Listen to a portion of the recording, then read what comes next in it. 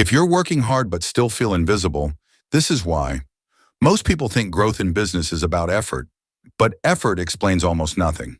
Because right now there are people doing less work than you, making more money than you, and getting more attention than you.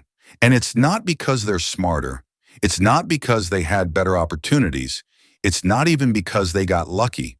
It's because they understand one psychological difference most people never see. Once you see it, you'll realize why some people scale fast and why others stay invisible no matter how hard they try. Here's the strange part. The people who stay invisible usually do everything right. They work longer hours, research thoroughly, over-prepare for every scenario, avoid mistakes at all costs, wait until things are perfect. They consume content about growth. They learn frameworks. They study successful people. And that's exactly why they don't scale. Because visibility doesn't reward correctness. It doesn't care about your preparation. It doesn't wait for you to be ready. Visibility rewards signal strength. And most people unknowingly spend years weakening their signal while thinking they're improving it. And most people never generate enough signal to be detected. There are two modes the brain can operate in when building something: safety mode and expansion mode. Most people unknowingly build their entire business in safety mode. Safety mode asks, will this embarrass me? What if it doesn't work? What if people judge me? What if I'm not qualified enough yet? It optimizes for protection, for avoiding criticism, for not looking foolish. Expansion mode asks something completely different. Will this move me forward, even if it's imperfect? Can I learn from this publicly? Is this signal strong enough to create a response? Only one of these gets rewarded by the market. And here's what makes this difficult. Safety mode feels responsible. It feels like the mature choice. It feels like you're being strategic. But psychologically, it's the mode that keeps you frozen. Invisibility isn't about lack of talent. It's not about missing skills or resources. It's about low psychological exposure. People who stay invisible have a pattern. They hide behind preparation. They delay public action indefinitely. They optimize privately instead of publishing publicly. They edit more than they execute. So the algorithm, social or digital, has nothing to grab onto. No signal, no edge, no reason to amplify. And the longer you stay in this pattern, the more it becomes your identity. You start to believe, I'm the person who prepares thoroughly. I'm the person who doesn't release things until they're excellent. And those beliefs sound noble, but they function as psychological shields against scale, because scale requires repetition, and repetition requires releasing things before you feel ready. People who scale fast do the opposite. They ship before certainty arrives, speak before confidence shows up, let the market shape them instead of waiting to be perfectly formed, iterate in public rather than in isolation.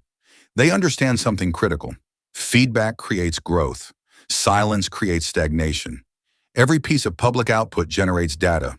What landed, what didn't, what resonated, what fell flat. And that data becomes the raw material for improvement. But if you never publish, you never get the data. You're improving based on theory, on assumptions, on what you think will work. The people who scale fast improve based on reality, and reality moves faster than theory. Here's what most people miss. Your brain confuses invisibility with safety. Staying unseen feels smart. It feels strategic. It feels like you're protecting yourself from failure. But psychologically, it trains your identity to avoid scale. And identity always wins. If you act like someone who stays small, if you build habits around staying hidden, if you reward yourself for not putting yourself out there yet, you will build systems that keep you small. Not because you're incapable, but because your nervous system is optimized for a different game. It's optimized for comfort, for control, for certainty, and none of those scale. Scale requires discomfort. It requires releasing control.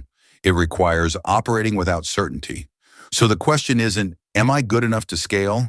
The question is, can I function while uncomfortable long enough for momentum to build? Two people start at the same time, both intelligent, both capable, both want the same outcome. One posts consistently, speaks clearly, improves in public, gets feedback, adjusts, repeats. The other waits, refines endlessly, perfects their message, studies what works, builds in private. 6 months later, one has momentum, an audience that responds, a feedback loop that compounds, offers that get accepted. The other has potential, a polished portfolio no one has seen, ideas no one has reacted to, a perfectly crafted message that hasn't been tested.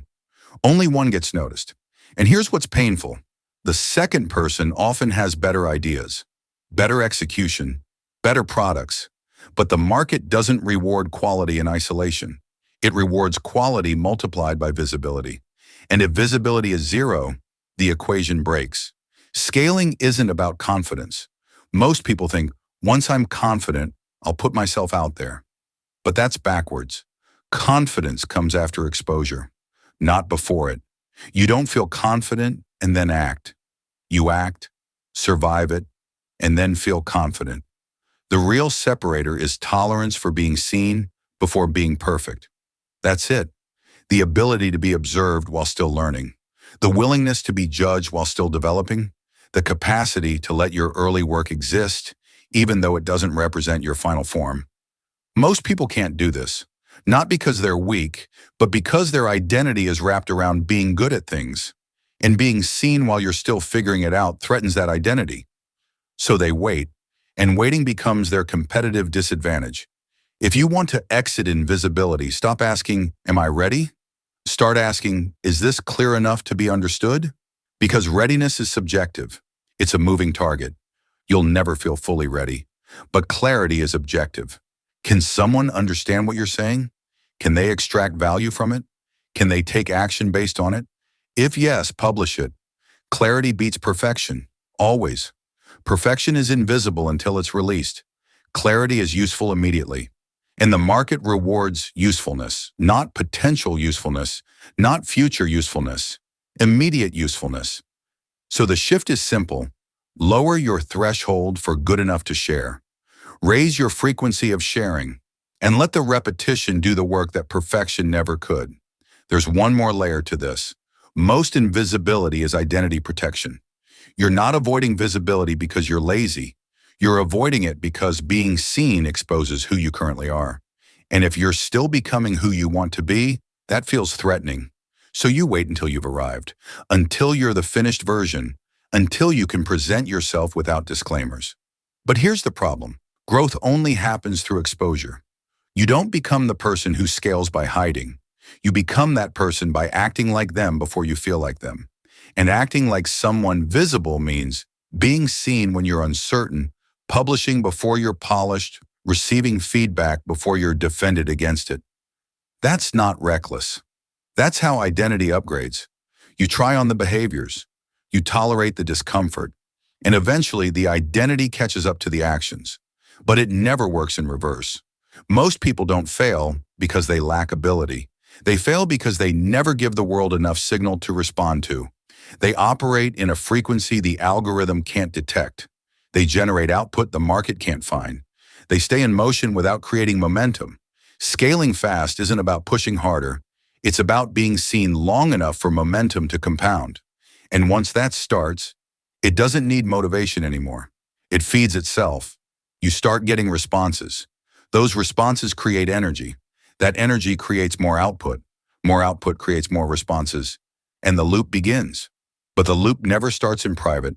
It starts the moment you're willing to be visible before you're perfect. So if you've been waiting, if you've been preparing, if you've been refining in silence, understand this.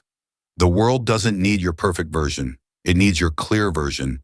And it needs it now, not when you're ready. Now. And this is why the most dangerous trap isn't failure. It's staying busy enough to feel productive while remaining unseen. If this made sense, the next video breaks down why staying busy actually reinforces invisibility and how to tell the difference between productive work and work that just feels productive.